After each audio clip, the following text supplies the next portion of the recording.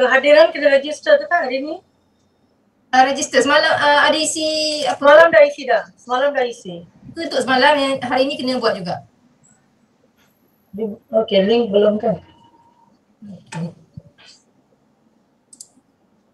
Okey, so nampak saya share? Ya, ya. Okey. Bukan sekejap hari kedua. Okey. Belah kanan. Okay, so hari kedua So semalam sampai mana? Sampai susun atur portfolio kan? Semalam dah boleh dalam portfolio tu dah tahu apa benda nak disusun semua kan? Betul tak? Ya, ya. Okey. Okay, untuk hari ini kita mula dengan sambung semalam penilaian keterampilan dan amali dan APKT. Kemudian kita ada verifikasi kerana nak menilai calon-calon SKM, kemudian pensijilan dia sama ada Tak ada pun. tahap single tier. Kemudian tuntutan sebagai personal PPT. Perempuan boleh menjadi PP PPT ataupun PPL PPT melalui kursus induksi ni lah. Salah satu syarat kena hadir kursus induksi yang ini. Okey. Hadir dan lulus lah. Okey. Kemudian kita ada rehat, kemudian kita cerita pasal PB PPT, pusat pentauliah yang menjalankan PPT, kemudian pusat penilaian amal. Kemudian Direktorat Pakar Industri Negara, DIPIN, macam mana nak jadi kami punya personal. Okay. Kemudian ada ujian lah. Okay. So kita pergi kepada penilaian amali. Okay. Kalau semalam tuan-puan belajar pasal portfolio kan? Okay. So hari ni kita pasal penilaian amali. So kita ada dua kaedah lah untuk mendapatkan persijilan Kemahiran Malaysia melalui kaedah PPT ni. Yang pertama portfolio, yang kedua penilaian amali. Okay. Penilaian amali ni macam kita datang ambil exam lah. So, ambil exam, lulus gagal. Kalau lulus dapatlah CJ. Kalau gagal, so kena bayar semula lah. Bayar semula dan boleh duduk exam semula. Recording in progress. Okay. So penilaian amali, okay, satu pendekatan tanpa pembangunan portfolio. Okay, so hanya masuk exam sahaja. Okay, penilaian amali ni boleh dilaksanakan di dua tempat lah, sama ada di pusat bertauliah PPT ataupun pusat penilaian amali. Cerita je. Tempoh maksimum penilaian tu kita buat 8 jam je. Tapi tengok pada bidang lah. Ada bidang contohnya macam bidang SPA, kadang 2 jam je soalan dia. Okay, untuk satu tahap tu. Okay. Kadang-kadang yang panjang ni macam bidang otomotif. Nak baik pulih kenderaan semua bagai. So dia makan masa sikit. Kadang jahitan pun dia makan masa juga. So bergantung pada bidang tu. Tapi maksimum penilaian kita 8 jam. Okay. Okay. So peranan dan tanggungjawab PB PPT ataupun pusat penilaian amali. Okay. So mana-mana pusat bertauliah yang nak menjalankan PPT secara penilaian amali ni ataupun pusat penilaian amali ni, so dia kena sediakan 2 set soalan lah. Dia kena bangunkan soalan dan calon kena ada lah. Okay. Bangunkan 2 set soalan. Kemudian set soalan tu akan dihantar kepada pihak kami lah, pada JPK, okay, cawangan PPT untuk kami semak. Okay. So kalau kata soalan tu dah disemak dan lulus, baru boleh kita bagi balik kepada pusat. So bolehlah dibuat penilaian. Okay. Kemudian kenalah menyediakan tempat dan kemudahan bagi sesi penilaian amali. Okay. Kemudian bahan dia, bahan penilaian. Okay. Bahan guna habis ataupun dan juga peralatan. Okay. Kemudian kenalah memberi nasihat kepada calon. Okay, apa bahan nak digunakan, apa bendanya, apa kaedah penilaian amali ni, apa benda kena buat, kena bagi tahu. Okay. Kemudian kena ada perancangan lah, jadual. Okay. Jadual, katakan kita ada 40 orang, okay, berapa hari kita nak buat penilaian ni? Okay, satu hari boleh berapa orang? Kena plan lah. Okay. So, boleh tengok juga pada paklatan. Kalau katalah satu sesi paklatan tu boleh guna hanya untuk 3 orang, so satu hari 3 orang lah. Okay. Okay, kemudian so, anggaran okay. PB, PPT ataupun Pusat Penilaian Amali ataupun saya panggil PPA, Pusat Penilaian Amali, PPA kita panggil. Okay. So dia boleh kenakan kadar kepada calon selain daripada 300 memang wajiblah kena bagi kepada JPK pendaftaran calon. Okay.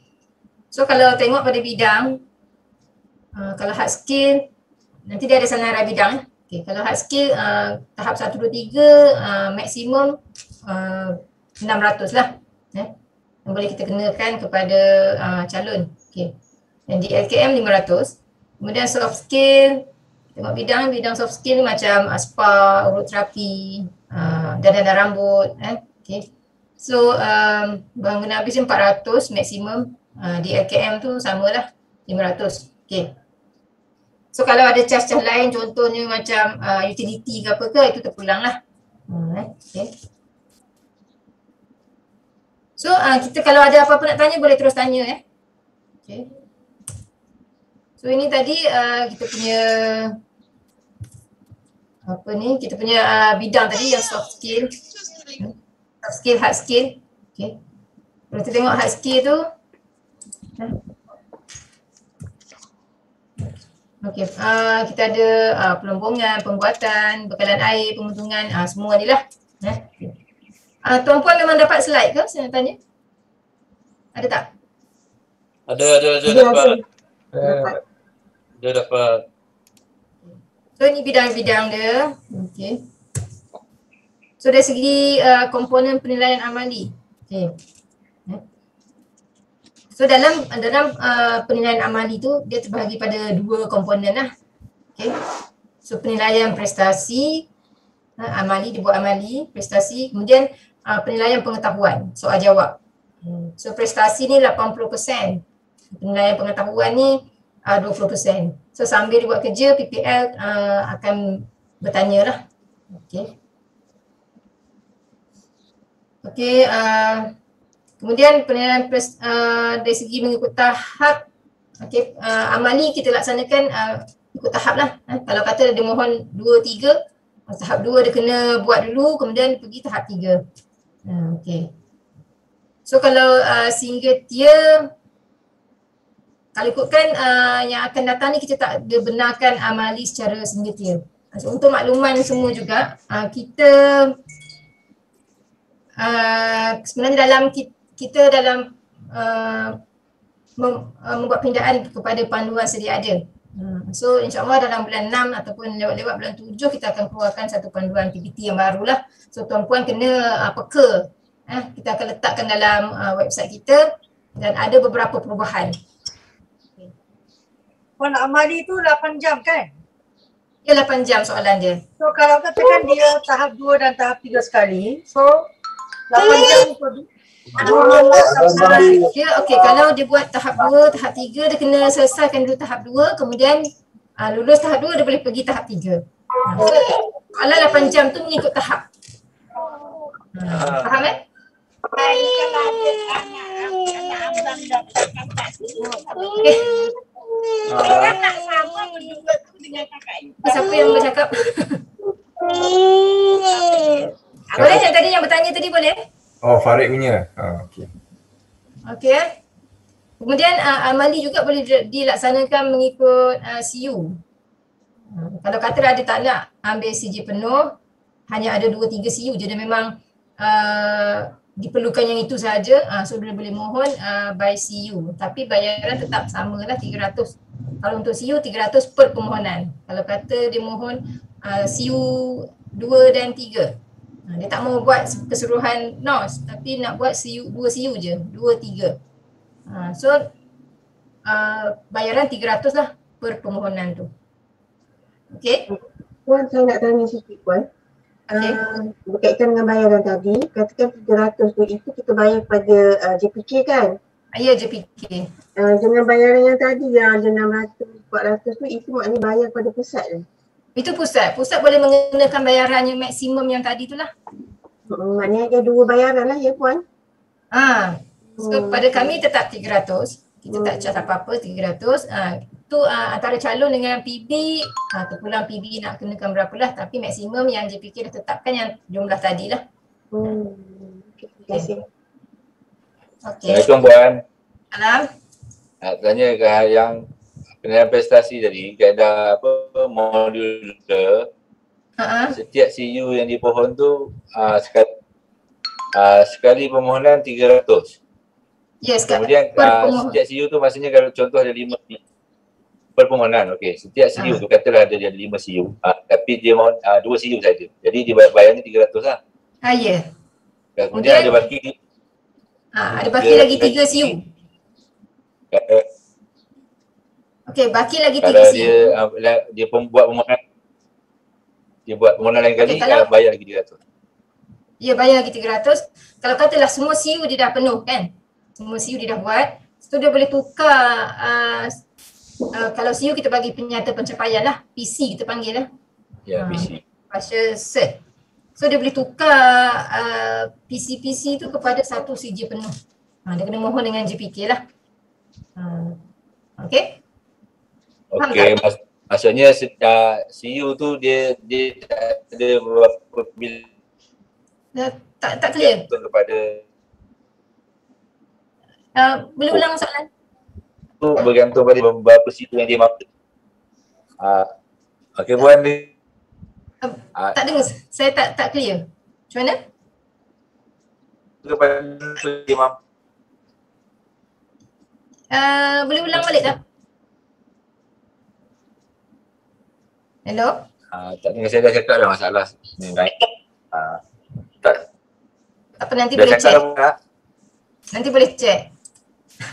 Saya tak dengar. Okey, saya jelaskan Okey, untuk modular calon boleh memohon ikut CU. Katakan satu NOS ni ada 7 CU. Okey. So dia nak buat kali ni dia nak buat 3 CU je dulu. Okey, dia pun mohon CU 3, CU 5, CU 7. Okey. Sekali mohon 3 CU. So dia bayar 300. Okey. So dia dapatlah PC. Okey. Kemudian lepas pada tu setahun lepas tu dia mohon lagi. Dia nak lengkapkan semua. Dia mohon CU yang dia tak ada tadi, CU 2, 4, 6 tadi. Okey. So dia mohon, dia pun lulus. Okey, dah dapat. Semua CU-CU tu dia dah ada dah. Okey, jadi apa dia boleh buat? Dia boleh kemukakan permohonan untuk dapatkan CJ penuh. CJ yang PC tu tadi, okey. So dia dia convert tanpa bayaran. So buat masa ni tanpa bayaran. Okay. So kemukakan kepada JPK, so dia dapatlah satu CJ penuh. Katakan tadi CU-CU tu semua tahap 2 punya NOS. So dia dapat CJ SKM tahap 2. Faham Okay. So ni sama ada mengikut tahap ke modular ke, semua penilaian tu sama, prestasi dan juga pengetahuan. Okay. Okay. So sekejap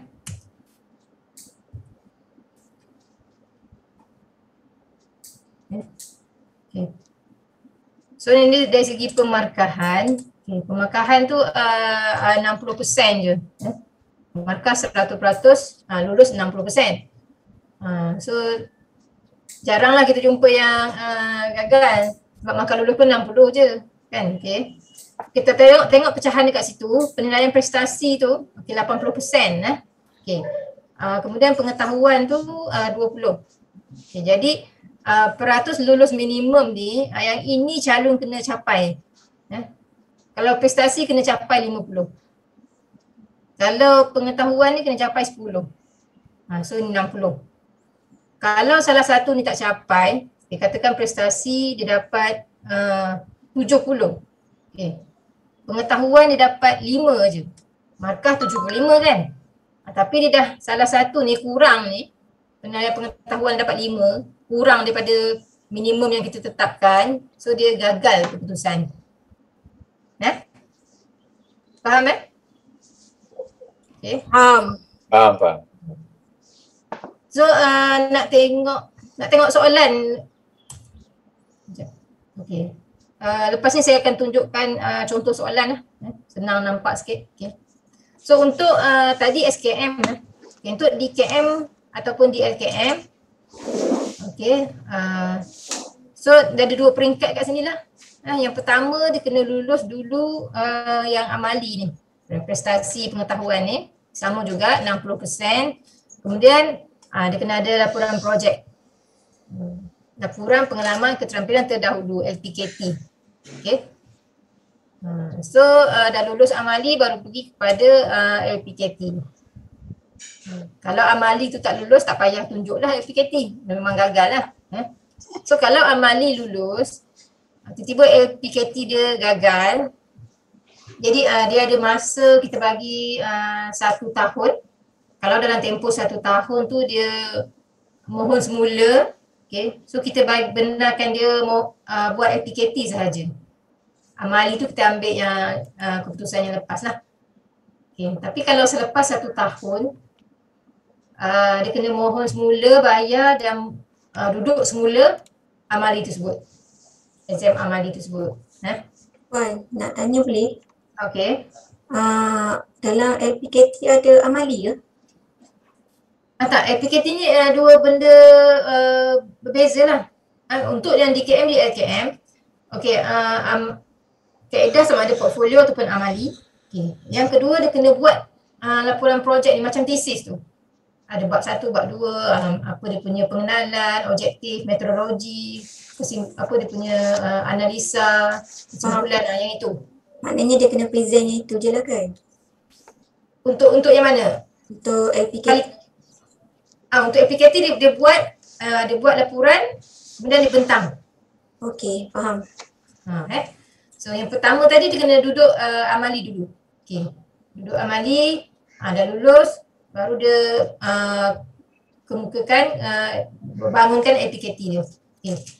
So dari segi tempoh tu samalah. Kalau SKM 1, 2, 3 kita buat 2 bulan kan. Tapi kalau di KM, DLKM kita buat 5 bulan. Katakan 2 minggu pertama dia dah siap, dia dah exam dah amali. Okay. So dia ada masa yang panjang lah untuk dia sediakan LPKT tu. Faham? Okay. Kalau katalah tempoh 5 bulan kita bagi, bulan kedua baru dia nak buat amali, dia tinggal 3 bulan je lagi untuk dia sediakan LPKT. Puan, apa yang dimaksudkan dengan amali dalam di KM dan di LKM melalui PPT? Okay. Apa yang dimaksudkan dengan amali? Dia sama je tahap 1, 2, 3 tadi. Okey. Yang ini, di KM. Maknanya projek ke apa tu? Amali berdasarkan soalan kan tadi PPA kena sediakan soalan penilaian. Okay. So mengikut pada CU dia, mengikut pada NOS tu apa soalan yang bersesuaian. Okay, so dia kena buat lah. Okay, amali. Okay, prestasi dengan pengetahuan tadi dia kena jawab lah. Okay, bila dia dah lulus yang itu, dia kena buat satu laporan projek dia. Tak berkaitan pun dengan amali tadi. Mana-mana CU yang merupakan projek ke kajian ke yang dia pernah buat masa dulu. Okay, so dia boleh laporkan je. Nanti saya akan terangkan detail lah apa bendanya, apa yang dimaksudkan dengan LPKT ni. Faham kan? Contoh macam kita belajar di universiti ke, UiTM ke mana ke. So yang tahun akhir katakan kita ambil diploma, di politeknik ke mana ke. So tahun akhir kita tu kan kita kena buat projek. Okay, so yang itulah. Itu kita anggap itu macam LPKT lah. Selain daripada dia menduduki peperiksaan, dia kena sediakan satu laporan projek. Okey. Bukan projek baru, projek yang dia pernah buat masa dulu. Dia cuma melaporkan je. Faham? Pengalaman terdahulu. Ya. Katakan dulu dia pernah buat katakan bidang apa ya? Katakan bidang elektrik. Katakan dia pernah repair peralatan apa. So itu jadikan APKT. Katakan bidang komputer dia pernah buat satu sistem permohonan cuti atas talian. So kalau itu berkaitan dengan mana-mana CU, yang itu boleh dijadikan APKT dia. Oh, okey. Faham. Faham Faham. Lebih kurang macam tesis lah. Ya, ya. So saya nak tunjukkan soalan lah.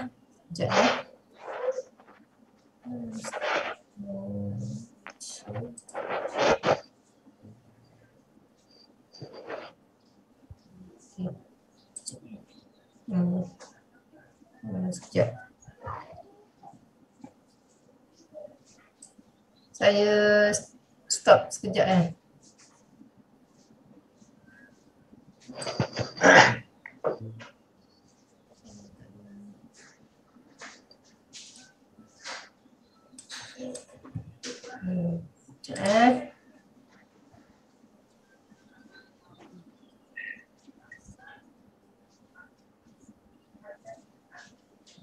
Contoh soalan.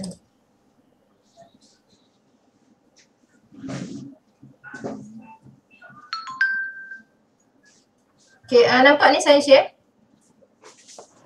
Nampak Puan.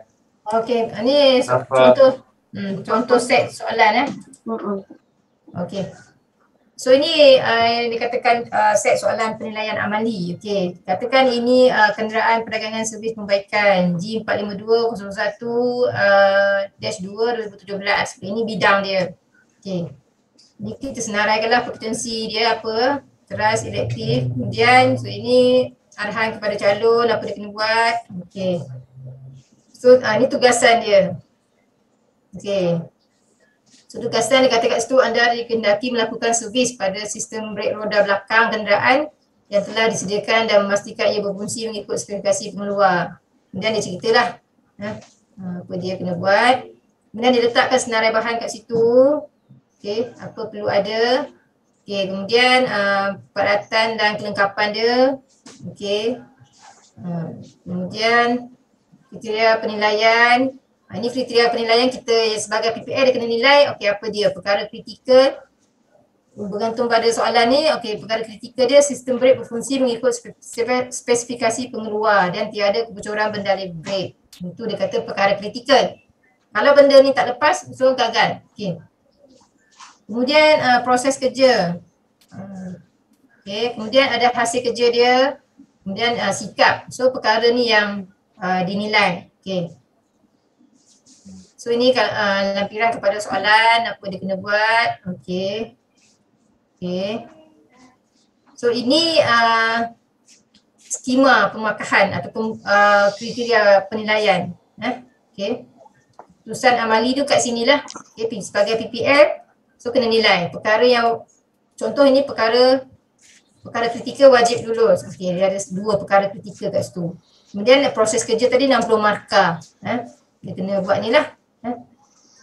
Contoh proses dia yang pertama, bahan dan peralatan periksa berpandukan senarai bahan dan peralatan. Okay, tengok 1, 2, 3, 4 ni apa markah dia. Okay. So kita letakkan pemberat, proses kerja dia apa. Okay, nak bagi 3 ke 2 ke 1 ke 0 ke, tengok. Okay. Kemudian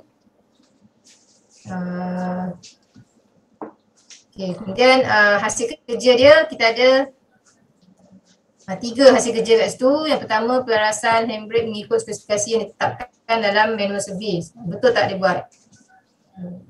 Kita bagi markah berdasarkan yang ni lah. Skala ni kita dah letak dah rubrik dia macam mana. Okay. Kalau tuan-puan datang daripada PB-PPT dan nanti kalau ada calon nak buat amali, so kena tengoklah soalan. Contoh soalan memang kita letakkan dalam website dan PB ataupun PPA boleh hubungi GPK untuk bantu bangunkan soalan lah. Okay. So ni sikap 10%. Kemudian ini sesi soal jawab tadi. Tengok tu sesi soal jawab 20%. Tadi yang dekat atas tadi yang 4 perkara kita nilai tu adalah penilaian prestasi. Okay, prestasi dia. Kemudian yang ini pengetahuan.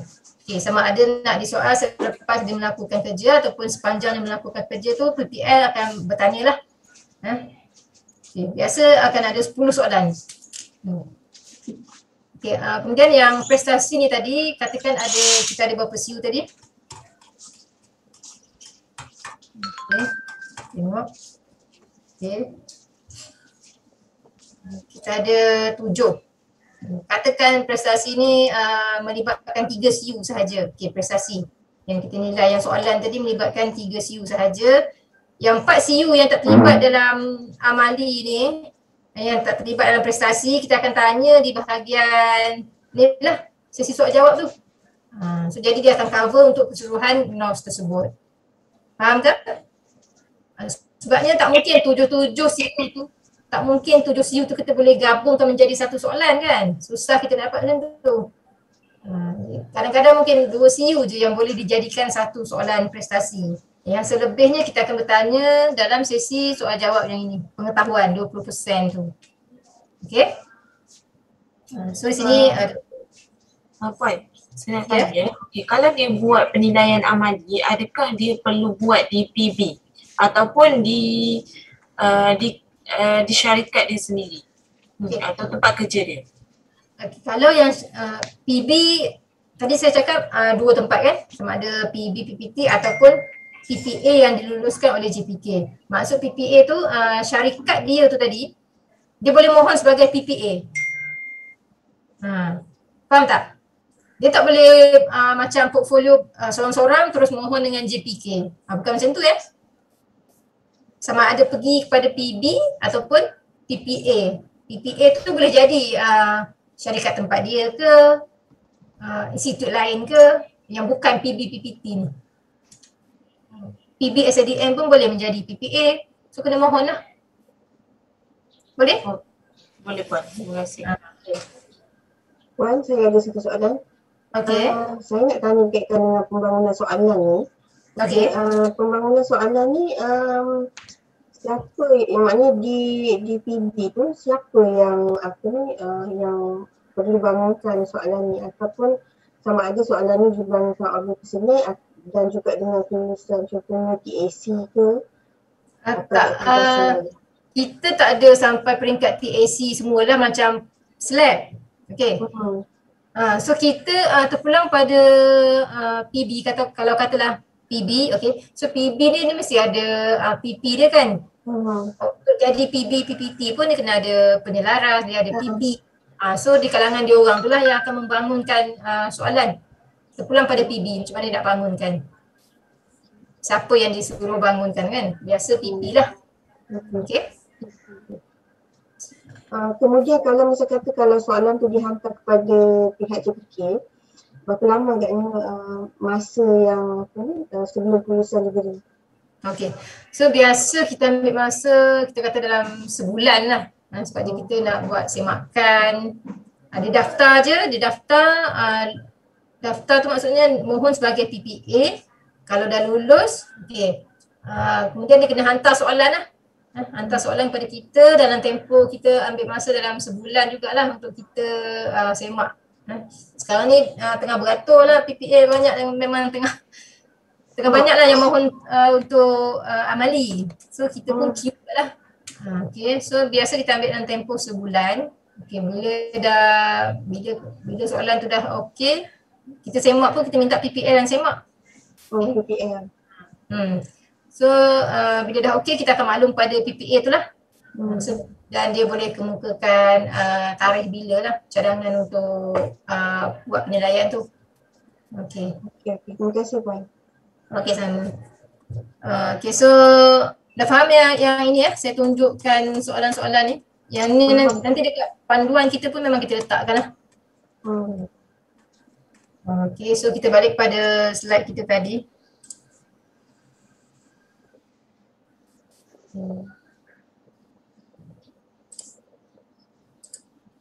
Okay. So ni nampak slide saya?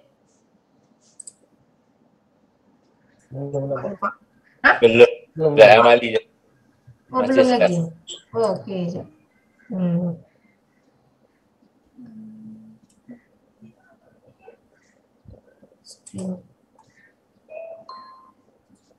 Okay. Okay, Puan. Ya, okey. Okay, so ini tadi. Dah nampak macam mana struktur soalan penilaian amali tu? So itulah Nampak pun. Okay. Kemudian Puan, maaf Puan. Maksudnya daripada soalan tadi, perlu lulus amali baru boleh terus buat teori atau dia jalan sekali? dia kita tak panggil teori tadi tu. Yang tadi di bawah soalan tadi, di bawah soalan Di bawah di bawah satu set soalan tadi yang pengetahuan tu sama ada PPL akan bertanya dia semasa dia buat prestasi tu, katakan bidang baik pulih tadi, dia tengah baik pulih kenderaan tu, PPL nak tanya pengetahuan, dia tanyalah.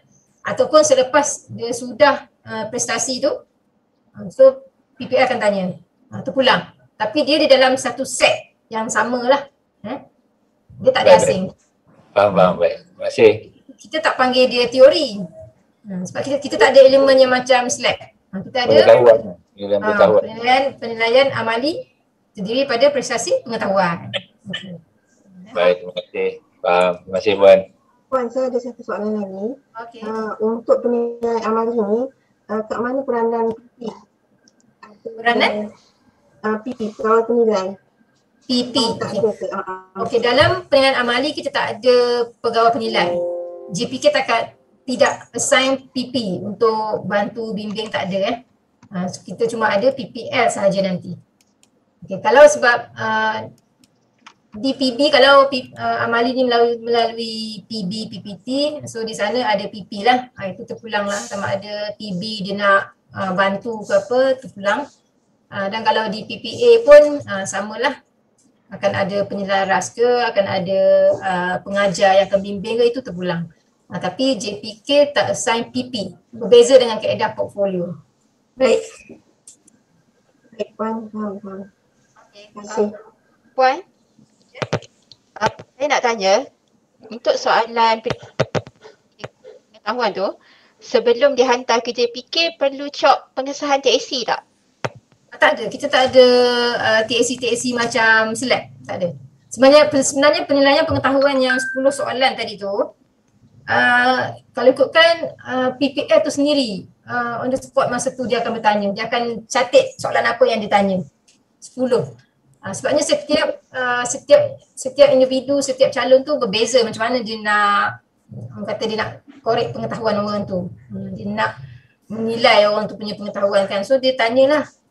Dia lebih mudah daripada slab lah kan, perjalanan dia ni. Kalau ikutkan, yelah, kita tak perlukan TAC, tak meeting ke apa kan, masa meeting ke apa tak perlu kan. Baik, faham. Okay. LPKT pun tak perlu Puan, panggil TAC. LPKT pun tak perlu untuk LPKT presentation. Tak ada. Tak ada LPKT presentation tu dengan PPL saja, PPL seorang. Alright, terima kasih. Baik.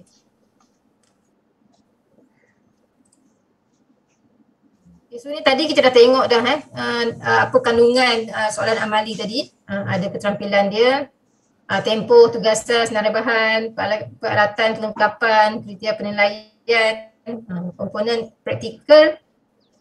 Ni 4 tadi. Yang prestasi tadi kan. Kita tengok perkara kritikal dia apa, proses kerja, hasil kerja, sikap keselamatan. Kemudian pengetahuan dia tadi sesi soal jawab. Ini 80%, yang ini 20%. Okey. So ini tata cara membangunkan soalan.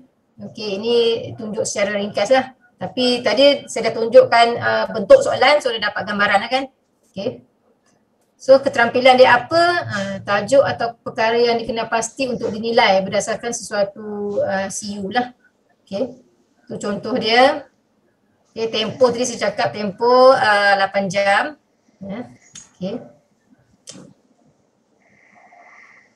So sini dah bagi tahu kat situ CU core sahaja yang dinilai. CU elektif tidak boleh dinilai. Okay. Tapi untuk bangunkan LPKT, mana-mana CU termasuk CU elektif pun kita benarkan. Mana-mana yang menyentuh CU-CU manalah asalkan dia pernah buat benda tu. So dia laporkan dalam bentuk LPKT, Kita terima lah. Okey. So tadi kena ada tugasan dia apa, penyertaan yang lengkap, jelas dan mudah difahami lah, supaya calon tahu apa kerja dia kena buat. Okey. Okey. Aku tutup juga. Okey, ini dari segi dia punya format penulisan lah, macam mana nak bangunkan soalan kan. So arahan dan stimulus, kena ada menggunakan kata kerja, arahan tu kena guna kata kerja lah. Okey. Kemudian kena merujuk pada tahap keterampilan yang dinilai lah, seperti mana yang dinyatakan dalam CU kita. So nanti kalau PB, PPA nak bangunkan soalan, kalau kata tak faham, boleh bertanya pada GPK lah. Mungkin GPK boleh bimbing, kita akan bagi taklimat lah kepada pusat tersebut. Macam tu lah biasa. Okay. Okay, senarai bahan. Senarai bahan, kemudian okay, senarai bahan ni kena bergantung pada soalan lah. Kalau kata di slab, macam PPA macam PB di slab, PB tu nak lulus PB kena ada peralatan yang cukup ikut NOS kan. Tapi kalau PPA ni cukup untuk dia melaksanakan soalan tersebut. Apa peralatan yang perlu ada, apa bahan dia. Itu. Okay. Kalau ikut yang akan datang ni dalam panduan baru kita, PPA ni kelulusan daripada 3 tahun. So kita akan membuat lawatan lah 3 tahun. Kalau ada penilaian, so kita pun pergi memantau, tengok. Okay. Sebelum penilaian dilaksanakan, kita akan tengoklah bahan cukup tak cukup, sesuai ke tidak dengan soalan. Okay, yang itu. Okay. Okay, so dari segi bilangan tu kena cukup lah, nisbah bilangan bahan dengan bilangan calon. Kalau soalan tu minta seorang kena ada 1, tak boleh dah nak share-share. Dan kalau peralatan, contoh mesin, kita boleh rotate lah. Kalau katalah ada 10 orang, mesin kita ada 3 je, seorang kena guna 1 mesin seorang, so kita kena buat jadual. So hari ni boleh 3 orang, besok 3 orang lagi. Mungkin satu hari boleh buat 2 sesi. Faham Okay. Okay. Kemudian so ini sama je yang saya terangkan daripada soalan tadi ya, lebih nampak mudah tadi. Okay. Okay. Tadi perkara kriteria penilaian tadi ada 4 perkara tu, kritikal, proses kerja, hasil kerja dan sikap keselamatan. So yang itu kena adalah dalam kita membangunkan soalan. Okay. Okay. So tadi nampak kan waktu saya tunjukkan soalan tadi pemakahan dia, yang perkara kritikal tu wajib lulus tu, wajib terampil. Okay, itu biasanya contoh katakan kita buat pendawaian elektrik, so kita nak lampu tu menyala, itu perkara kritikal dia lah. Lampu tak menyala, gagal lah. Okay. Kemudian proses kerja tu 60%, hasil kerja 10, sikap keselamatan 10 dan sesi soal jawab 20. So dari segi pemakahan ni beza dengan slab. Kita kalau cerita pasal PPT ni kita lupakan dulu slab, lupakan dulu SDN. Okay. So proses kerja tu kenapa 60 markah? Sebabnya kita menilai pengalaman PPT, pencapaian pencapaian terdahulu. So kita nak tengok dia boleh buat kerja tak boleh buat kerja lah. So itu proses kerja tu 60% kat situ. Okay. Faham. Okay. So ni tadi perkara kritikal. So kalau produk tu kita tengok kefungsian dia lah, mengikut ukuran, bentuk, rasa dan sebagainya. Kalau makanan tu rasa dia lah. Okay.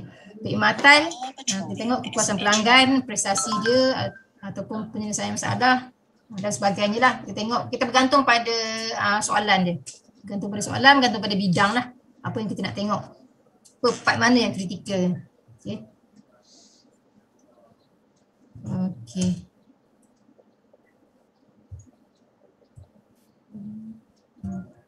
So ni tadi proses kerja Okay. proses kerja daripada awal sampai akhir apa yang dia perlu buat. Okey. So bilangan perkara yang dinilai tu bergantung pada proses kerja yang dilakukan. So tadi nampak kan dalam soalan tadi dinyatakan dalam bentuk ayat. Lepas ni buat apa. Okey. So PPI yang menilai tu bergantung pada yang skema penilaian tadi. Okey. Hasil kerja hasil kerja adalah produk, perkhidmatan ataupun keputusan yang dapat dihasilkan mengikut spesifikasi yang ditetapkan. Okay. So berapa bilangan perkara yang dinilai tu bergantunglah, semua ini bergantung pada bidang masing-masing. Ada bidang yang memang ringkas je, ada bidang yang memang panjang dia punya soalan-soalan dia. Okay, hasil kerja dia banyak. Okay. So ini sikap keselamatan ni kena ada lah. Biasa yang tu makan free je lah. Okay. Tapi kena ada lah pematuhan terhadap SOP, dia pakai tak peralatan keselamatan, itu kena tengok lah. Okay. Walaupun kita kata makan free 10 kan, biasa orang akan ikut lah. Okay.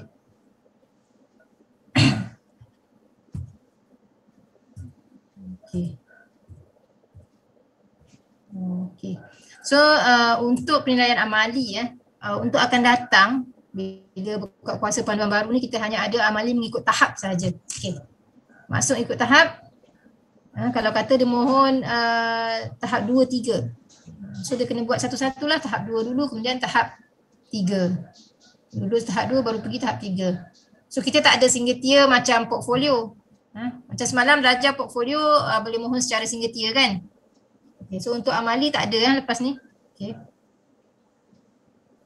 Okay, so penilaian mengikut tahap, penilaian amali bagi semua tahap secara berasingan bagi permohonan melibatkan gabungan tahap. Okay. So perlu lulus penilaian tahap terendah sebelum layak penilaian tahap seterusnya. Okay. Faham, baik. Ya, faham ya?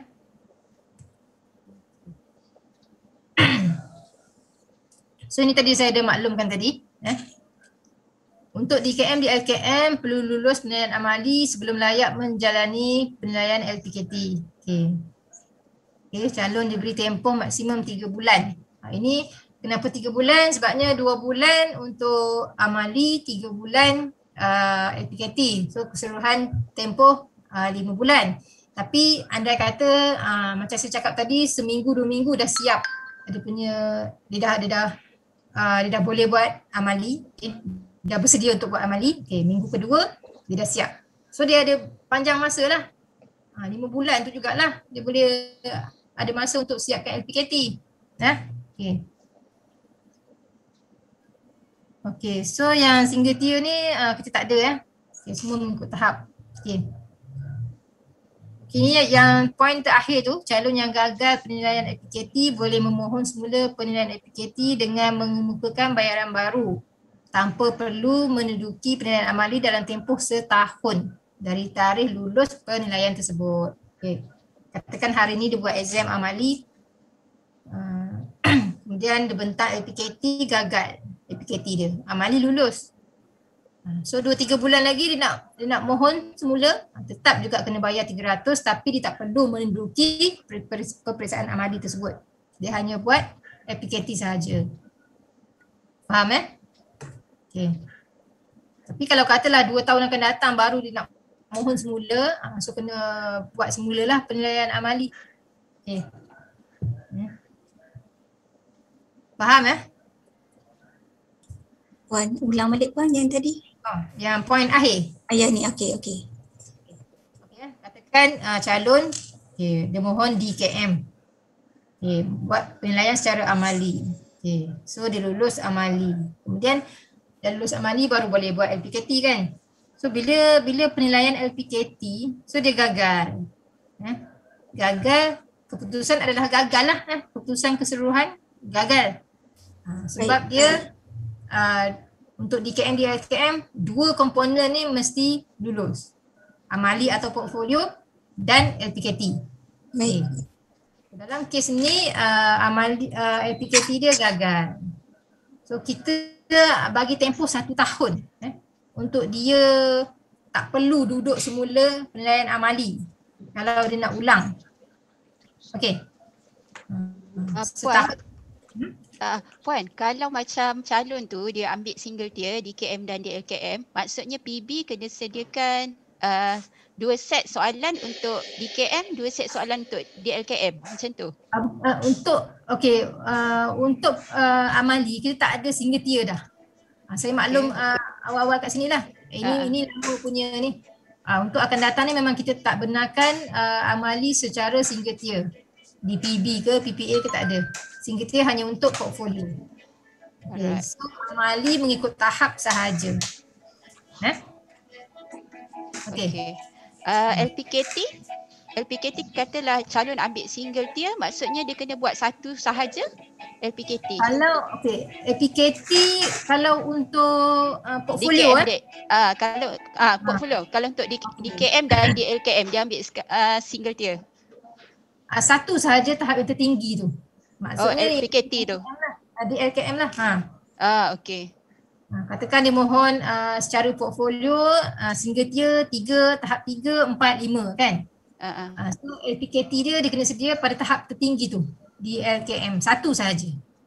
Sebabnya sijil akan diberikan pada tahap tertinggi yang dia layak lah, yang dia layak dan lulus.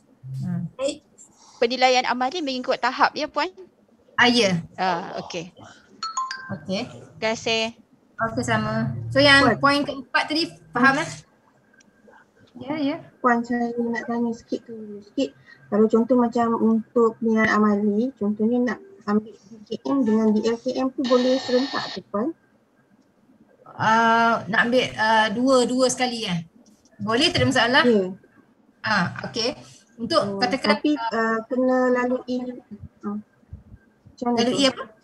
Dari segi soalan dia lah, maknanya kena buat penilaian amali prestasi tu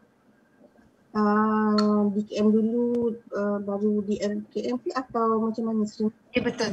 Macam mana pun dia kena buat yang terendah dulu. So dia kena buat DKM dululah. Okay, amali DKM, LPKT. Okay, lulus dua-dua tu.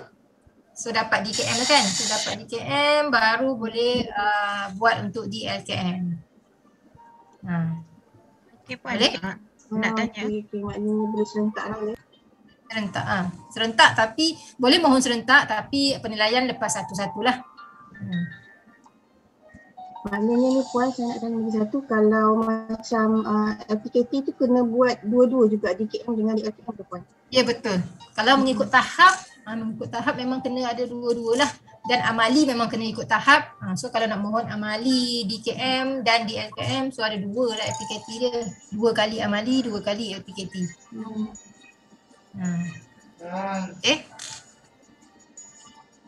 Boleh? Faham setakat ni?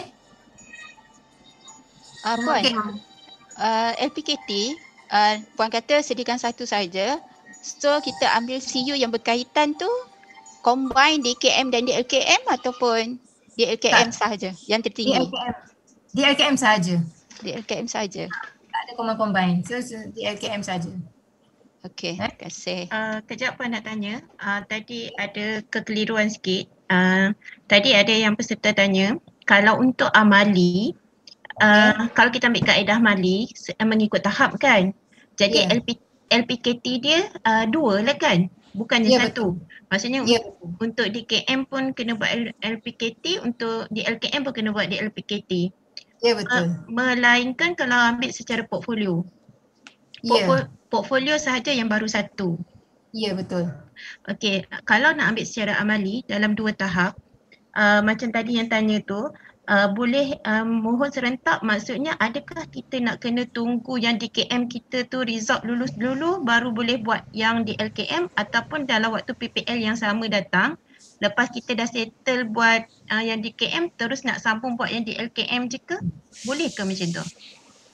Dia tak payah tunggu keputusan rasmi. Bila keputusan bila PPL kata okey dah lepas DKM, keputusan verifikasi kata lulus. Okey. So dia boleh terus untuk penilaian yang DLKM lah. Okey, boleh pada hari yang sama jugalah kalau kalau masa tu cukup lah. Oh, maksudnya atas PPL yang sama yang datang je lah Tengoklah kalau kata hari ni kita PPL tahap 4, besok mungkin PPL tahap 5 ke, ataupun PPL yang sama. Kita bergantung pada persediaan calon lah. Calon kata dia boleh buat, dia dua-dua dah siap nak dinilai dan tempoh 2 hari. Okey. So kita panggil lah PPL. Mungkin boleh jadi PPL yang sama, mungkin PPL yang berlainan. Tengok pada kesesuaian masa PPL juga. Macam tu. Okey. Tapi bergantung pada keputusan masa verifikasi tu lah. Tak perlu tunggu, kalau kita nak tunggu officialnya memang lambat lah. Okey, satu lagi soalan. Mohon serentak ni, maksud mohon serentak DKM, DLKM, kita bagi tempoh yang sama tau, 5 bulan tu juga. Oh, tempoh yang sama. Satu lagi soalan pasal LPKT. Okey, LPKT kita akan submit kita punya laporan kertas kerja kita tu dan present pada hari yang sama pada PPL. Adakah yang hard cover tu kena buat siap-siap ataupun kita binding biasa saja laporan tu? Okey, yang hard cover tu tunggu PPL kata lulus baru boleh buat cover. Baru boleh buat hard cover lah. So hard cover tu memang wajib kena hantar dekat PPL ke lepas kita buat? Tak, okey, dia punya flow dia gini saya terus ceritakan yang baru ni nantilah. Okey. Sebab kita dah dapat kelulusan dah. Okey. Yang baru nanti insya-Allah mula bulan 7 ke bulan 6, bulan 7 lah kot Okay, yang baru ni kita tak minta dah hard cover. Okey. So semua kena hantar ke JPK soft copy sahaja. Kalau nak buat hard cover tu untuk simpanan sendiri tu terpulang lah. Okey. Tapi bila hari verifikasi, okey, bersama PPL kata hari ni okey, PPL pun dah semak, okey. PPL kata okey ada perkara-perkara yang perlu dibuat pindaan, yang perlu dibetulkan. Okey, so betulkan. Okey, calon betulkan dan rujuk balik PPL, email ke dia, email kepada dia, setuju tak setuju. Okey, bila dah kata PPL kata okey setuju, boleh hantar. So hantarlah kepada JPK. Kalau kata nak banding, boleh banding lah selepas PPL kata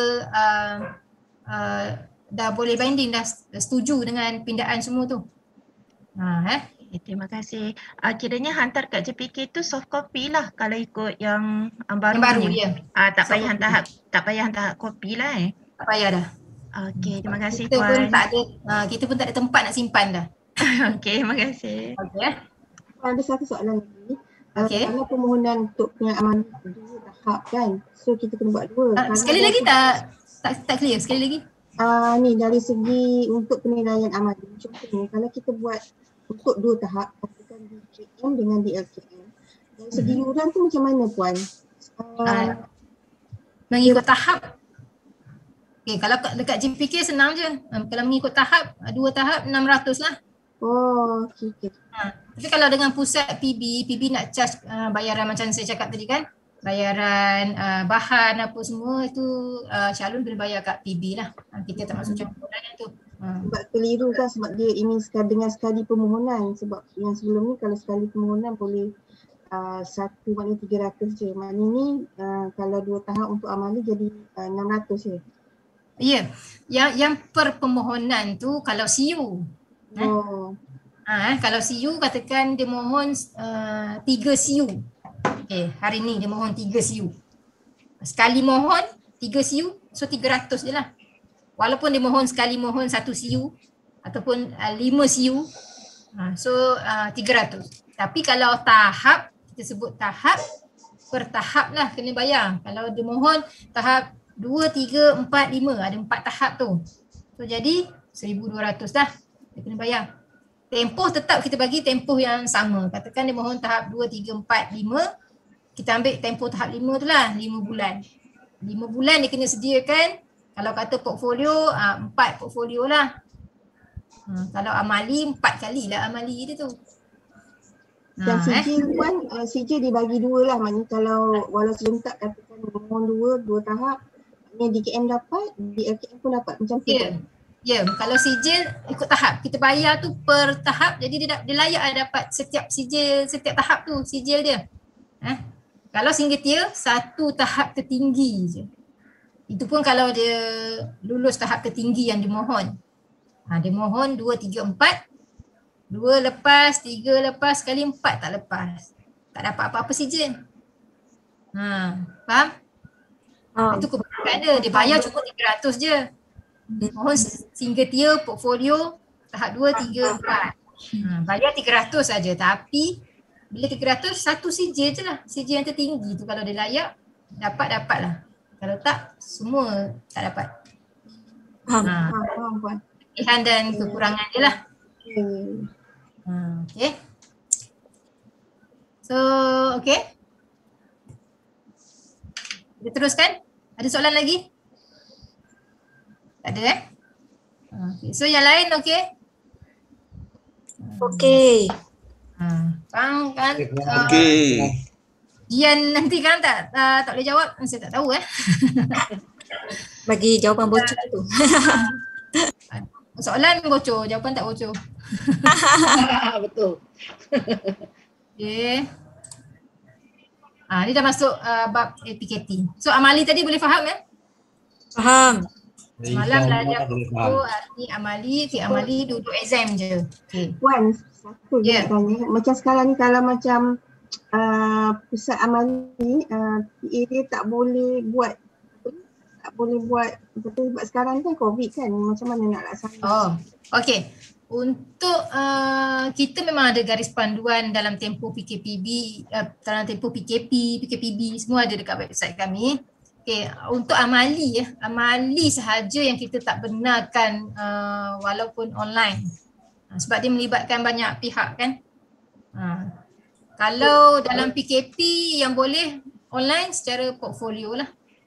So dia boleh scan dokumen semua, tunjuk PPF pun nilai macam sesi macam ni kan. Okay, dia tunjuk, dia tanya, okay, dia nilai.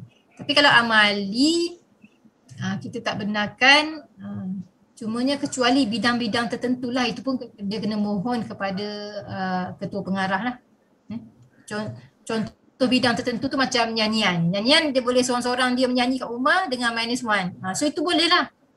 Kalau amali yang kena pergi kat tempat tu, kena ada orang lain juga yang bantu, yang nak set up peralatan semua, itu kita tak benarkan. Sebab dia ada sesi berjumpa dengan orang juga kan. So tak adalah. So kalau ikut panduan untuk tempoh PKP, amali tidak dibenarkan kecuali kalau dia mohon kelulusan lah. So ada beberapa PPA yang dia mohon lah. Puan, ada satu soalan lagi pasal LPKT.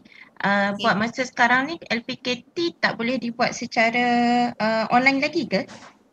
Boleh, tak ada masalah. Oh boleh. Boleh lah. Kalau kata portfolio dia dah dinilai hari tu sebelum PKP. Tiba-tiba nak nilai LPKT dah PKP.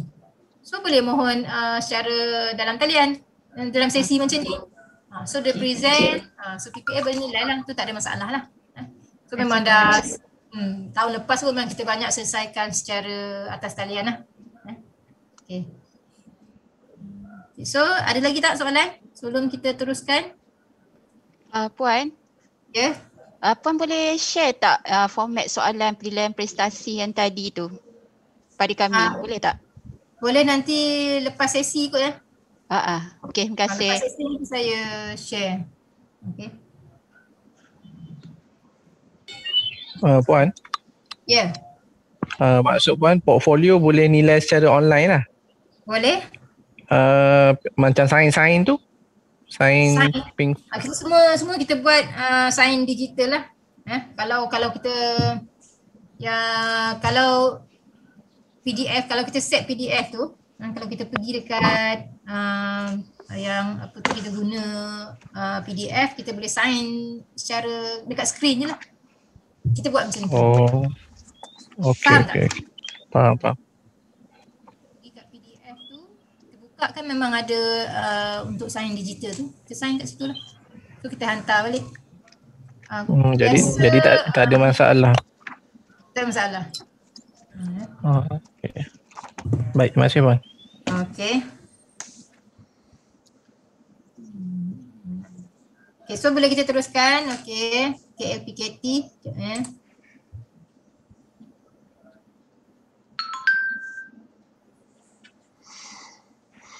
Okay.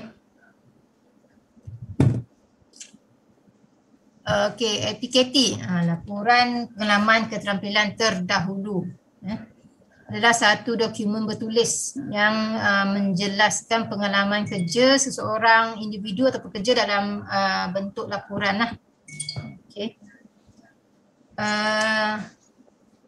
Kalau beza dia, okay, kena faham yang PPT, kaedah PPT ni, laporan projek ni bukan laporan yang hari ni daftar untuk calon PPT, ada baru nak buat apa benda projek ni. Bukan Ini yang lepas-lepas punya projek yang pernah kita buat, kita melaporkan sahaja dan mengikut format kita lah. Okay. Faham So banyak orang yang keliru, banyak calon yang nak menipu pun ada. So dia masuk, ada daftar sebagai PPT, dia buat kajian.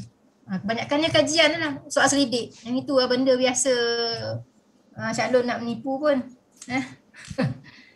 Tiba-tiba ada soal selidik semua bagai kan.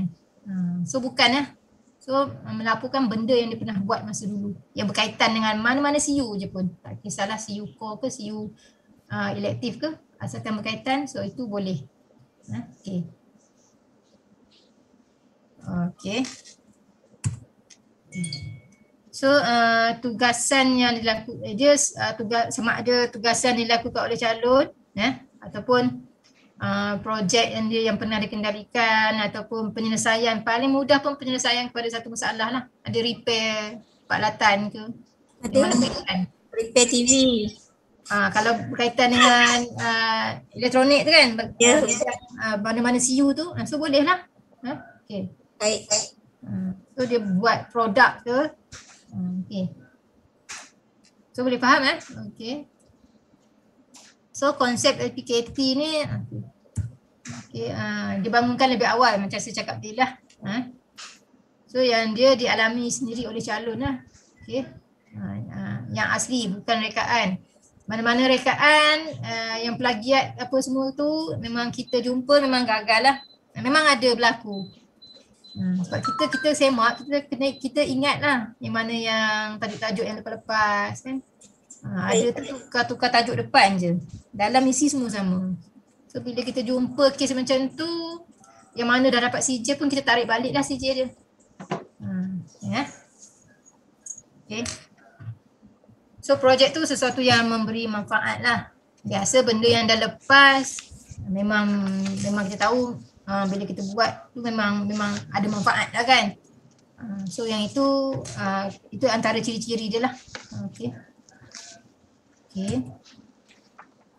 Untuk DKM, DLKM sama ada secara verifikasi portfolio ataupun amali. So dia kena ada LPKT. So dua komponen dia kena lengkap lah.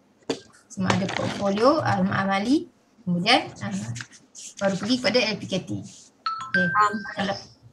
Kalau portfolio atau amali tak lepas, tak payah buat lah LPKT tu, memang gagal lah. Okay, kita tak nilai dah lah. Okay.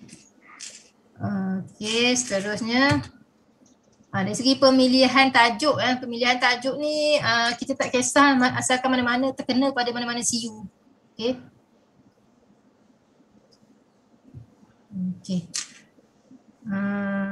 So itu je. So kita tak adalah nak kata kena ada combine CU, kena ikut CU tu.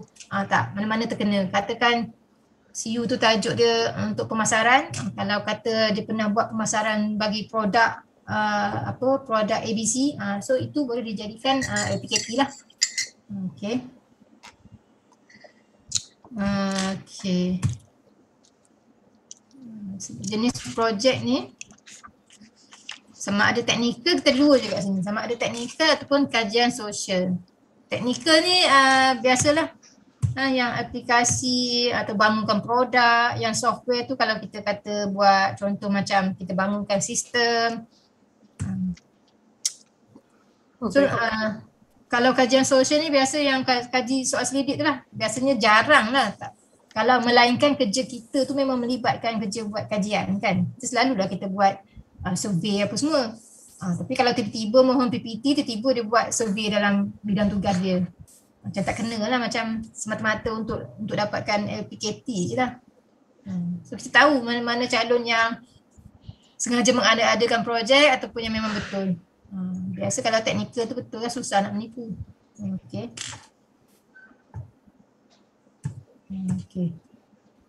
So dalam projek teknikal ada melibatkan pengujian, ada data-data teknikal, katakan dia repair peralatan, apa data semasa rosak, data bila peralatan tu dah dibaik pulih. Mesti ada beza kan dari segi bacaan, pengujian dia ke. So itulah. Okay. Baik, faham. Okay. So bidang-bidang yang teknikal ni macam ni lah, pertanian, pembuatan, elektrikal, elektronik, pembinaan, maklumat dan komunikasi, macam tu lah. So bidang-bidang teknikal. Sama juga yang tadi saya bagi hard skill, soft skill tu. Itu yang hard skill tu teknikal lah, soft skill tu bidang-bidang yang biasa kita buat adanya soal selidik lah. Yang ini survey tahu kan? Bagi soalan kaji selidik, dia orang tanda-tanda, kita pun buat analisa survey. Biasa kalau macam bidang SPA, saya tengok ada kepuasan pelanggan kan, ada CU kepuasan pelanggan. So yang itu mungkin lah dia ada buat survey, itu kita boleh terima lah. Kalau bidang-bidang lain tiba-tiba sengaja diadakan kajian tu macam dibuat-buat lah. Puan, Ya saya. Contoh macam bidang DKM dengan DLKM pengangkutan lah, otomotif, dia dah banyak pada soft skill lah, pada human resource management, dengan quality customer apa semua. Jadi macam kalau dulu pernah buat kajian pada degree, boleh ambil ke terdahulu punya? Itu bukan dalam kerja kan? Tak ada kerja lah, cuma kajian degree dulu lah. Kita nak yang berkaitan dengan kerja kita buat. Yang itu masa kita degree, kita buat sesuatu benda yang tak wujud lagi kan? Kalau untuk yang PPT ni, benda kerja kita pernah buat. Kalau kata dekat otomotif, duduk kat bengkel, mungkin kita pernah buat macam mana nak merancang latihan untuk staf bawah kita. Saya rasa banyak pengurusan yang di KM, di LKM dia ada part yang tu. Pengurusan latihan dan juga ada menguruskan kita menilai pegawai bawahan kan. Yang itu ada boleh. Baik, terima kasih. Bawahan itu mungkin boleh jadikan satu LPKT kan. Puan, ya. Kalau orang teknikal ni buat LPKT ni nak kena buat laporan kan. Adakah better lebih kepada gambar rajah, gambar-gambar yang pengalaman yang dia pernah buat kerja ke apa ke? Dia untuk LPKT ni nanti saya akan terangkan, dia ada bab-bab dia lah. Okey, bab pertama tu ada pengenalan, ada objektif, ada dia punya skop dia apa, limitasi dia apa. Kemudian dia ada metodologi dia buat, bab 2, bab 3 analisa, kemudian barulah kesimpulan dia, cadangan, penyelesaian. Sebab macam saya memang teknikal. Kalau buat laporan ni agak sukar sikit lah nak membuat satu kajian, membuat satu laporan lah. Tapi bila ada sumber rujukan yang orang kata yang senang, memudahkan lagi lah untuk saya buat macam contoh LPKT ni kan. Contoh macam Okey, kita panduan untuk bangun ke LPKT, contoh dia memang kita ada dalam website kita lah. Kena buka tengok. Dan kita tak minta pun yang terlalu akademik kita punya format tu, penulisan tu. Untuk DKM kita minimum 15 muka surat je pun. Kan, 15 muka surat, janji dia padat, ada benda yang kita nak, apa dia objektif, apa dia yang salah dia. Di LKM. DKM, di LKM sama. Cuma beza di LKM kita ada minta untuk satu bab lain, satu bab lagi masukkan literature review, kajian literature lah. So yang itu. Kalau di LKM pun dalam 40 muka surat macam tu je. Okay. So kita nanti saya akan terangkanlah sedikit nanti. Okay. So kita tak ada terlalu akademik lah macam mana kita buat degree ke master ke PhD ke, tak lah. Ya, betul. Okay, kita teruskan. Okay. Ini contoh-contoh yang kalau kajian sosial lah, terapi kecantikan, pengasuhan kanak-kanak, pentadbiran, khidmat sokongan, yang administratif tu kan, bidang-bidang kat office, FB 032 lah apa, yang itu biasanya lebih kepada dokumentasi lah. Biasa yang itu adalah dia orang buat survey-survey. Okay. Okay, yang ini dari segi penulisan laporan tu, kita dah bagi format dalam panduan kita, so boleh tengok. Dan jelas, ringkas dan padat, tak perlu nak meleret-leret. Nak nampak apa benda yang dicerita, tapi tak ada kesinambungan daripada bab 1 sampai bab 4 langsung tak ada apa-apa. So tak boleh lah. Okay. Penekanan aspek yang penting, kemudian kelancaran pergerakan penulisan, pemilihan perkataan yang tepat dan khusus. Okay. Mahu atau tata bahasa yang betul. Okay. Ejaan yang betul. Okay. So itulah tadi ciri-ciri penulisan untuk laporan projek lah. Okay. Okay, sebagai maklumat tambahan. Okay, sebelum kalau kata calon dah bersedia untuk dinilai, draft ni kena hantar kepada PP, sebab PP yang nak mohon verifikasi ni. Kan? Untuk, okay, saya nak maklum untuk amali, kalau katalah tahap 4, tahap 5 dia buat secara amali. Untuk pembangunan LPKT tu nanti kita akan assign PP. PP tu khas untuk bantu dia bangunkan LPKT. Kalau sebelum ni tak ada. Tapi kali ni kita bagi yang kalau calon mohon secara amali, untuk part LPKT tu saja kita akan hantar PP lah. Dia tak bantu untuk yang amali. Dia bantu untuk LPKT saja. Okay? Puan, yang ni dah mula ke Puan?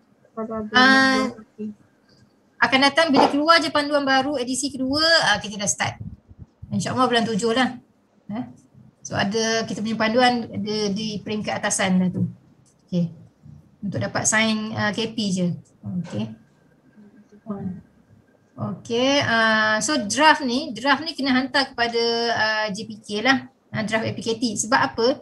Sebab bila kita nak assign PPL, kita nak lantik PPL, kita kena hantarlah draft ni dulu untuk dia semak sebelum sesi pembentangan. So dia semak awal. Semasa sesi pembentangan, calon bentang dia akan komen terus kat situ lah. So tak perlulah masa tu baru dia nak baca. Okay. So kena hantar. Okay. So yang poin kedua tu dah nyatakan kat situ. Okay.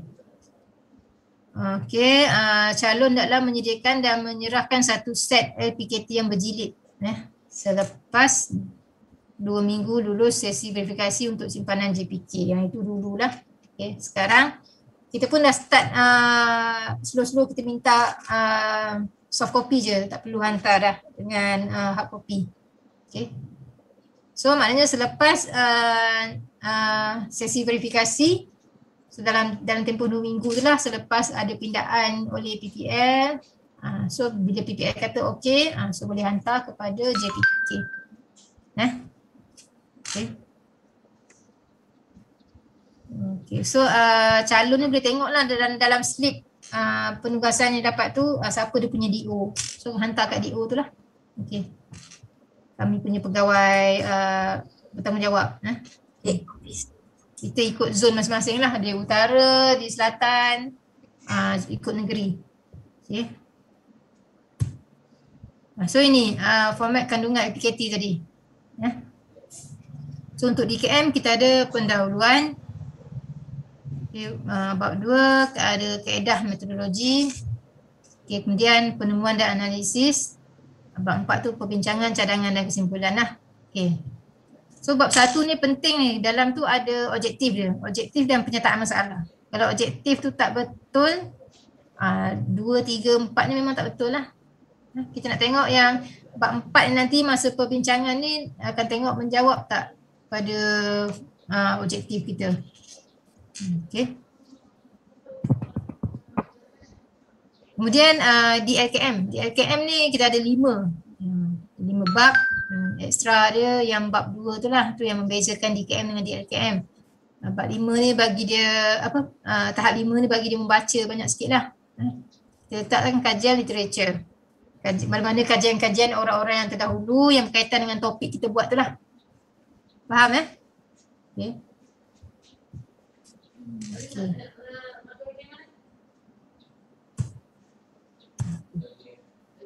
Ni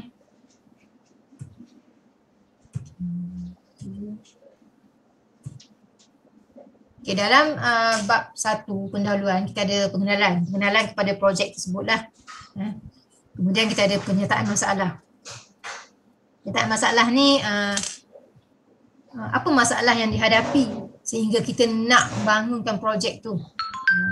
Soalannya projek yang kita buat tu untuk menyelesaikan masalah yang dihadapi.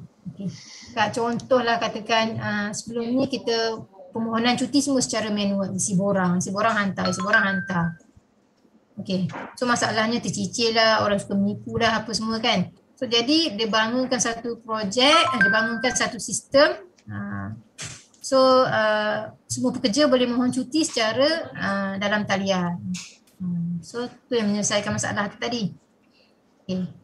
Objektif projek ni selalu orang keliru kat sini lah objektif ni. Objektif ni dia kata menjimatkan kos lah, menyelesaikan masalah lah. Padahal objektif ni sebenarnya apa perkara-perkara yang dia kena buat untuk dia bangunkan projek ni. Contoh tadi yang kita nak bangunkan sistem tadi, okay. Apa dia perlu buat? Yang pertama mungkin kena pasti aplikasi apa yang sesuai. Okay. Dia nak bangunkan sistem ni. Yang kedua mungkin tadi kena pasti aplikasi yang sesuai. Kemudian kena pasti apa dia punya instrumen, apa yang benda, apa kandungan apa yang kena ada dalam sistem tu. Kemudian yang ketiga pengujian sistem. Itu objektif kita panggil. Contoh lagi katakan kita nak buat satu produk. Katakan kita bangunkan satu produk. Okey. So yang pertama katakan kita buat jig. Okey. Yang pertama kita kena pasti bahan apa yang kita nak buat, material apa. Kemudian kita buat lakaran produk tersebut. Kemudian kita pasangkan, bangunkan benda tu, kita buat. Kemudian pengujian. Lepas tu dapatlah benda tu, produk tu. Itu yang dikatakan objektif. Faham Okay. Semua senyap je? Faham ke? Faham. Faham puas. Okay, kemudian yang nombor 4 tu limitasi. Limitasi ni ada yang salah faham, dia kata limitasi ni apa kekangan dia, apa masalah yang dihadapi semasa dia buat projek. Itu bukan. Limitasi ni skop dia. Okay, katakan contoh Pak Latan ni dia bangunkan Pak Latan ni dia diuji dengan sepatutnya 10 pengujian. Dia tapi untuk yang projek ni dia hanya buat 3 pengujian saja yang berkaitan. Itu limitasi lah. Katakan dia buat sistem tadi boleh gunakan 4 software pun, 4 aplikasi. Tapi dia hanya digunakan 1 je. Itu skop. Contoh kalau kita buat kajian, kita kata kajian kepuasan pelanggan, mungkin kita kata dia nak yang kita tumpu kepada yang wanita sahaja. Kita tak pergi kepada semua orang. Itu skop lah, limitasi. Okay. Katakan dia buat sistem cuti tadi, hanya terhad di bahagian dia je, bukan satu jabatan pun, bahagian dia je. Itu skop. Contoh. Kepentingan kajian ni pula, kepentingan ni macam kita kata manfaat. Siapa yang dapat manfaat daripada kajian ataupun projek kita. Kita buat satu sistem cuti, siapa yang dapat manfaat. So pekerja-pekerja kat jabatan tu lah. Okay. Ataupun pekerja di bahagian tersebut. Kemudian kepada dalam konteks yang lebih besar kepada negara, kepada syarikat, kepada individu. Itu kepentingan, manfaat. Katakan kita repair suatu peralatan, manfaat dia kepada organisasi. Dapat jimat duit, tak payah beli baru. Macam tu. Okay, so rumusan ni setiap bab tak payah, kita tak perlu ada dah. Tak perlu nak rumus dah. Bab 1 sampai 5 je. Okay. Kemudian bab 2 tadi kajian literature, penerangan berkaitan konsep. Ini terlalu detail lah, tapi yang untuk nak faham je, kita cari katakan kita nak bangunkan sistem tadi, kita cari yang sistem-sistem orang lain sebelum ni, apa dia guna, apa perbezaan dengan kita punya, apa kelebihan kita.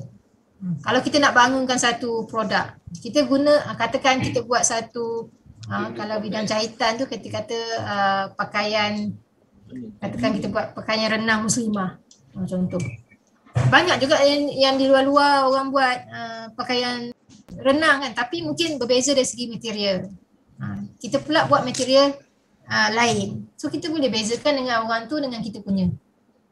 Contoh macam tu lah, kajian literature.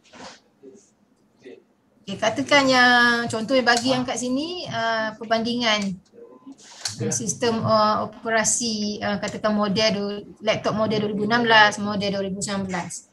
Apa perbezaan dari segi prestasi, kelemahan dia, ciri-ciri keselamatan. Beza kalau dengan kita punya. Yang kita punya buat model 2019, yang dulu model 2016, apa beza? So yang itulah perbandingan dapatan tu. Okey. Okey. Faham ke? Okey. Kita teruskan. Okay, metodologi. Metodologi ni proses kerja sebenarnya. So kadang-kadang mungkin metodologi dia pengujian, dengan cara pengujian. Dia buat produk, so dia uji. Itu metodologi dia. Kemudian mungkin dia test sampel ke. Mungkin metodologi kalau tengok bergantung pada projek-projek tuan-puan lah. Mungkin hanya dengan tinjauan. Kemudian kalau kajian soal selidik tu, dia punya metodologi dia borang soal selidik lah. Menjalankan soal selidik. Okay. Paling tidak pun kita buat proses kerja lah. Bila sebut metodologi, proses kerja. Ataupun kita kaitkan dengan PDCA. Plan, do, check, action. Okay, apa yang pertama kita buat apa, kedua kita buat apa. Itu kita nak ceritakan dalam kita punya metodologi. Buat catat alih. So itu pun dah menggambarkan dan menerangkan metodologi. Okay. Proses kerja. Okay. Dan kaedah pelaksanaan ataupun metodologi ini boleh jadi salah satu lah ni. Metodologi kaedah pengukuran lah, kaedah kajian rintis, teknik analisis ni tak payah tengok pun tak apalah sebab ini terlalu detail. Okay, tapi apa yang saya nak tekankan, metodologi tu adalah satu proses kerja kita, apa kita buat. Contoh katakan kita buat pakaian sukan tadi, apa proses-proses kita. Yang pertama kita kena pasti material apa, kemudian kita design, kemudian kita jahitkan, bentukkan pakaian, kemudian kita test. So ceritakan yang itu, proses kerja yang itu. Itu pun dah menggambarkan metodologi. Boleh? Okay. Boleh. Okey. Empat ni penemuan dan analisa. Okay. So analisa ni bila kita uji dia, adalah keluar bacaan-bacaan semua kan. So itu mesti ada rajah, mesti ada bacaan ke. So yang menunjukkan benda tu kita analisa, kita buat analisis. Okay. Okay, so kalau contoh macam pakaian tadi, kita buat pakaian, apa analisa kita, penemuan kita. Ya, macam mana tu? Kita buat, kita jahit, dah jadi baju. Okay. Apa yang kita nak analisa? Boleh dapat gambaran tak? Suruh tengok feedback orang pakai. Okay. Buat satu. So kita pun kita ambil maklum balas lah daripada orang ramai kan. Dari segi katakan kita jual, kita buat satu survey lah bagi orang tu jawab kepuasan dia kan. So kat situ boleh kita analisa lah. Okay. Apa bentuk tu sesuai tak sesuai, kain dia macam mana. So daripada komen-komen orang tu kita boleh jadikan dia analisa kita.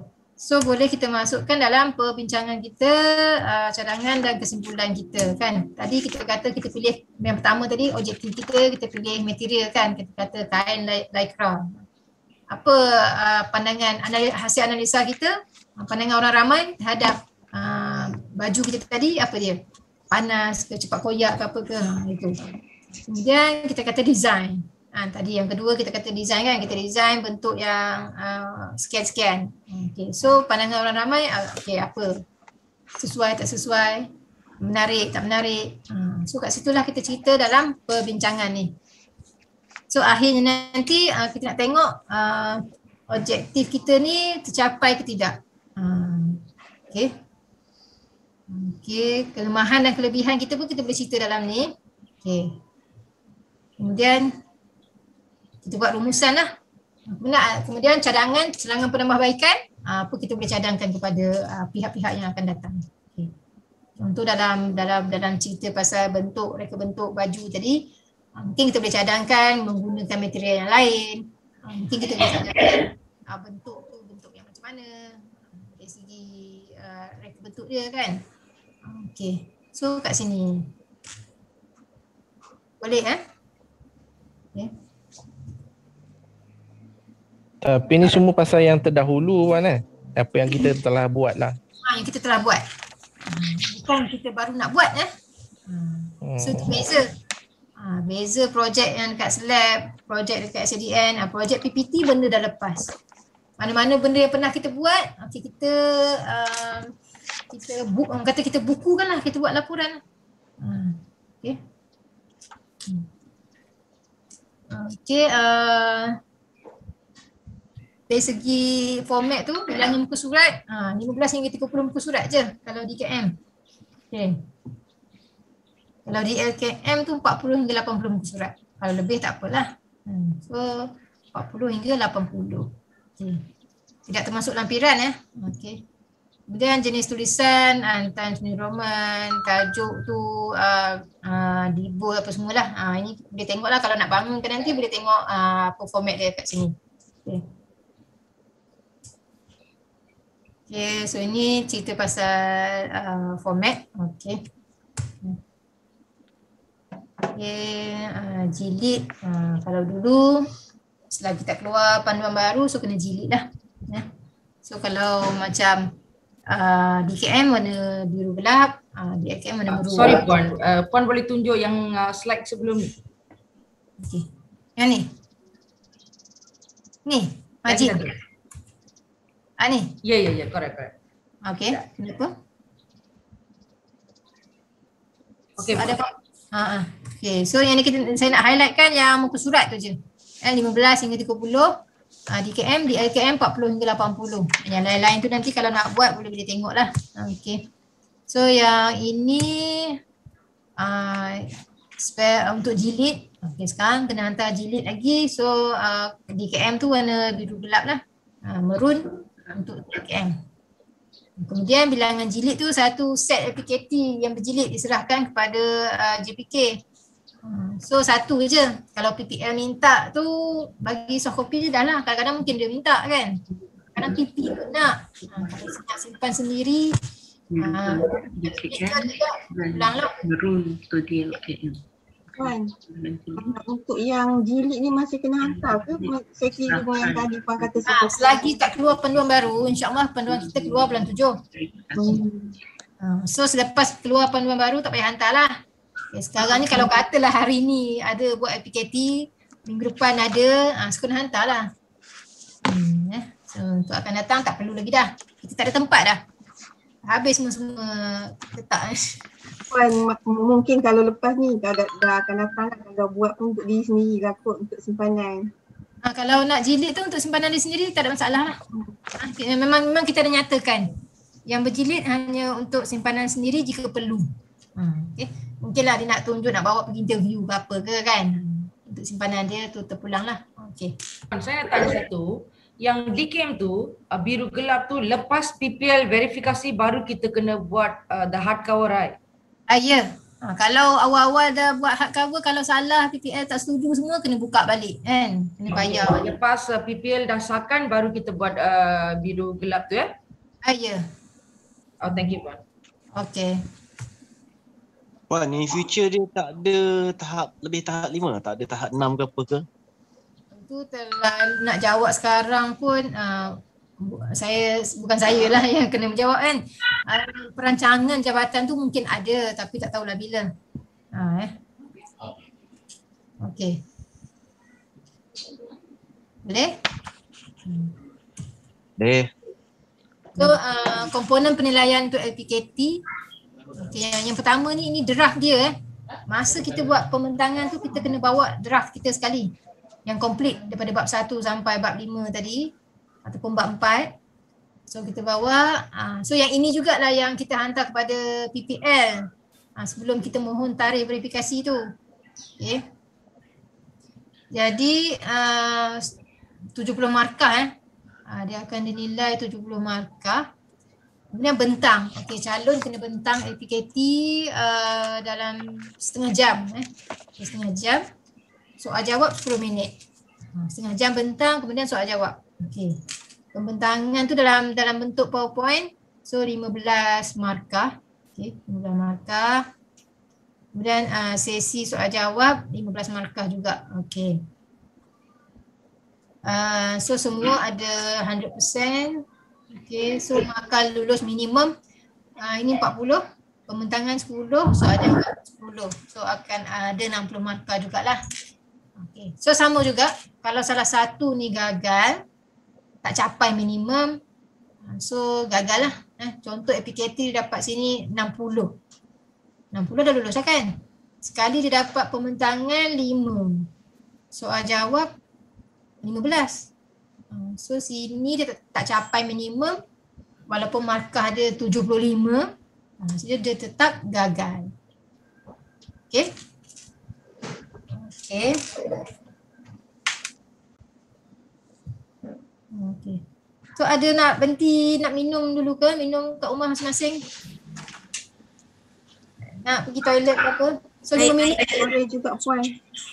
Baik, 5 minit. 5 minit lah. 5 minit sebelum. Baik. Terima kasih puan. 10:30 kita datang balik. Okey. Terima kasih. Okey, sama. Okay, thank you Puan. Okey.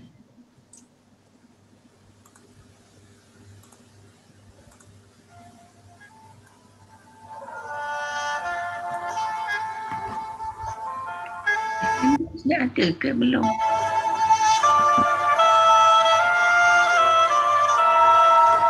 Belum ada lagi.